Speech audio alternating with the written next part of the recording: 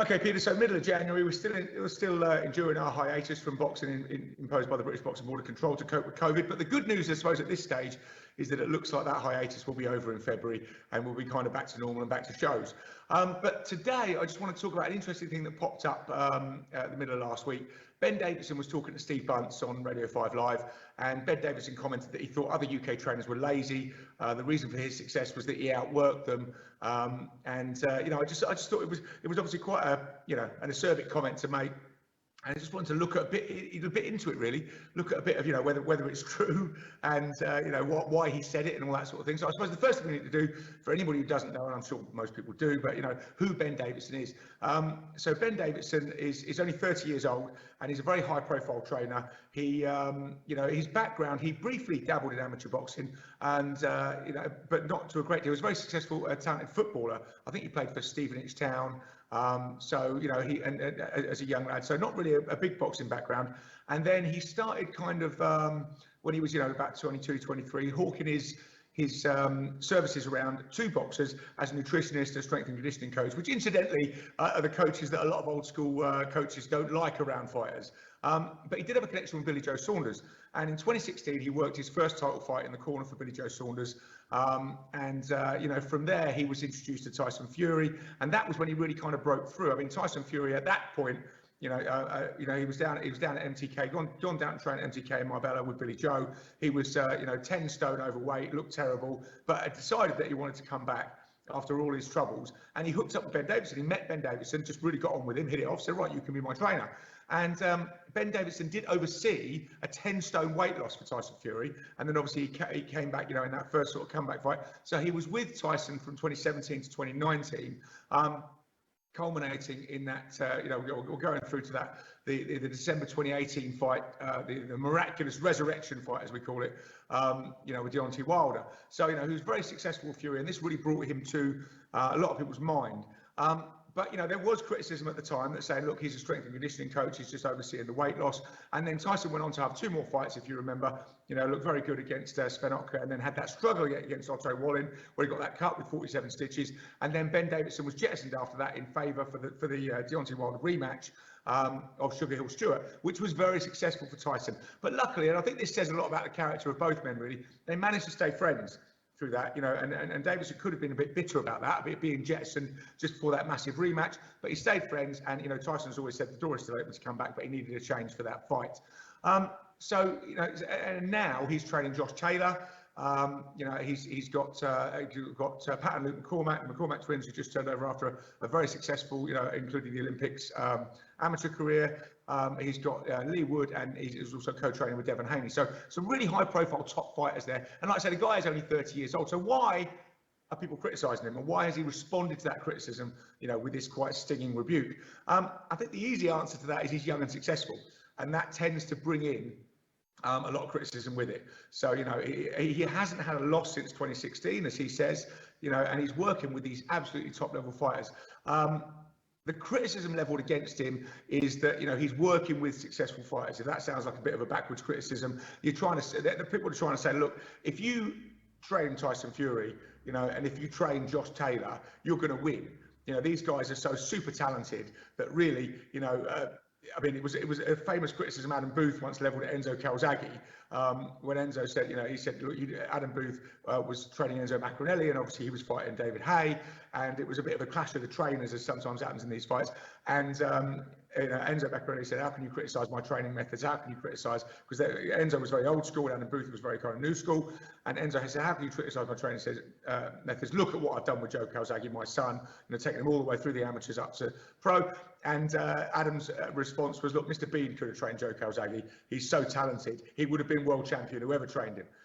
Very, very harsh, but obviously that was in the confines of the fight.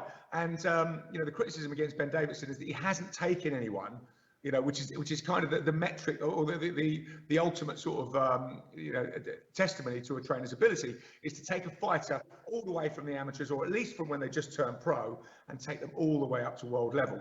As we've seen, like Virgil Hunter do, as we've seen, Eddie Reneso do, as we've seen these trainers take these guys all the way from the amateurs, all the way through to top world champion as a pro. And that is the ultimate sort of testimony. Now, interestingly enough, You know, I mean, obviously the thing is Ben Davison's kind of too young to have done that in a way, but he has got, you know, there's McCormack twins now, Pat and Luke McCormack. All right, they've got incredible potential as amateurs, but if he can in 5 years' time take them all the way through to be top pros, then that will kind of underline his training credentials. And I think that's, you know, that's one of the reasons people criticise him.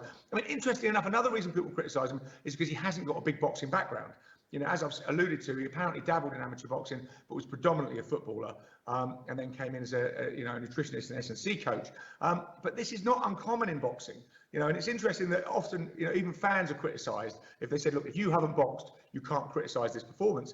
But if we look at, you know, trainers that famous trainers that haven't boxed, I mean, interestingly enough, you know, one of the most deified trainers of all, Customato, who famously took Floyd Patterson and then Mike Tyson, you know, to the top of the heavyweight tree. You know, he never boxed. Ray Arcel, who coached, you know, two of the greatest lightweights of all time, Benny Leonard and Roberto Duran, he never boxed. Angelo Dundee, you know, we can talk about Muhammad Ali and Sugar Ray Leonard is you know, two main, but you know, Dundee coached loads of world champions, you know, never boxed. And as I've also mentioned, Denzel Calzaghe, you know, who took obviously his son Joe all the way from the amateurs through to the top of the pro tree, you know, and other world champions like Enzo Maccarinelli and Gavin Rees never boxed. So I don't think that really, you know, holds a lot of water, that, although, you know, there are lots of, you know, the young crop of trainers around at the moment who Ben Davison's competing with. And I don't think he's referring to the top guys here when he says they're all lazy. But I mean, if you look at Adam Booth, I mean, Adam Booth boxed as an amateur at the Fitzroy Lodge with David Hay, and then took David Hay all the way through. You know, Tony Simpson at Matchroom boxed, you know, as an amateur. Rob McCracken was very successful as a pro. You know, and obviously Rob has that great in that he coaches the UK amateur team. So he's based up there in Sheffield, and then, you know, obviously people like Anthony Joshua come through and stick with him. You know, you've got Mark Tibbs out there as well. Mark Tibbs has worked with Ben Davison. Notably, Mark Tibbs was coaching Billy Joe Saunders. And then when Billy Joe split with Mark Tibbs, he went with Ben Davidson, then he went and looked at Dominic Ingle and a few other coaches, and then came back to Mark Tibbs for the big Canelo fight. But Davidson was also in the corner, where he showed a very clear head when that terrible injury came about to Billy Joe. You know, Davidson, the one that said he can't carry on, whereas Mark was a little bit, you know, unsure about whether he could. Obviously, Jamie Moore was in that mix as well. So, you know, some really great fighters. And interesting enough, when I say about taking fighters all the way through, we've got to mention Shane McGuigan and Carl Frampton. And that's how Shane McGuigan really made his name, taking Carl Frampton all the way from the amateurs to top world champion. And what happens is when you do that, you know, people come knocking at your door. And, you know, a lot of people are knocking at Ben Davison's door at the moment because he's seeing the success. Like you said, he hasn't had a loss since 2016.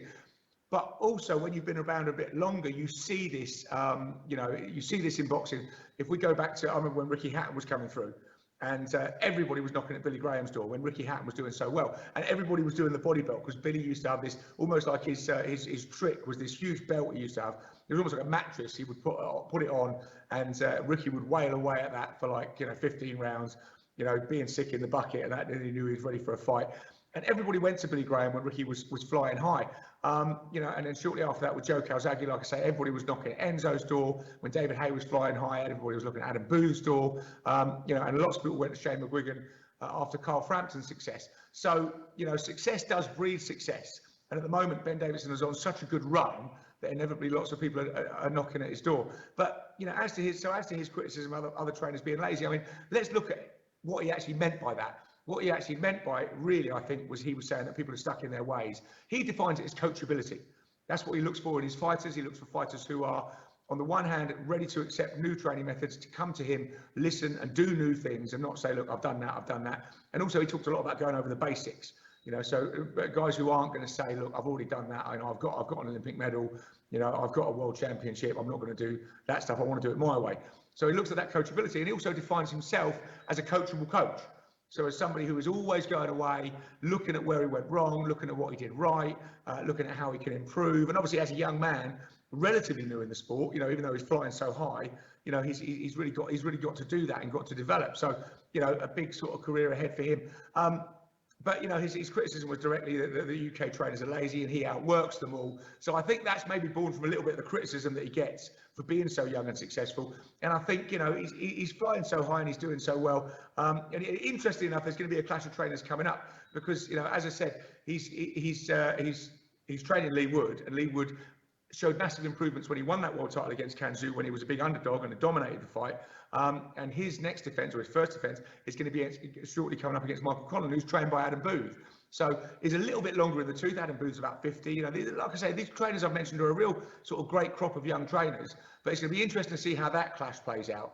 And it's also going to be interesting to see, because you know, Ben's on such a great run, inevitably there are going to things, you know, I mean, Lee Wood could lose against Michael Conlan. You know, I don't think Josh Taylor's going to lose against Jack Catterall, but I think it's going to be a harder fight than people say. So, you know, the losses are going to come inevitably in this game. And how's he going to react to them, and how are other people going to react to them? Because, like I say, sometimes people, when their star fighter goes down, the star can wane a bit. But it's going to be interesting. It's going to be a great ride. I think Ben Davison has got a great future. You know, he's going to get this criticism. He's going to get these knocks. And, you know, it'll be interesting to see how he deals with it, how he develops, because he is so young. You know, he's only 30. And he's right at the top of the tree. So in a way, you could say the only way is down. But, you know, he's got to kind of hang in there, and, you know, he's going to take some knocks, and it'll be interesting to see how he develops with them. But great talent. And like I said, there's a great field of UK trainers out there, of young UK trainers out there, you know, which I think is really going to raise our game even more in the coming years. So, you know, exciting times. I don't know whether the criticism was justified. I suppose we'll have to sit back and look and see how it all plays out. But yeah, interesting to talk about the trainers for once, Peter, instead of the fighters. But soon we'll be back talking about the fighters when the UK boxing scene starts up again on the 1st of February. Thanks a lot.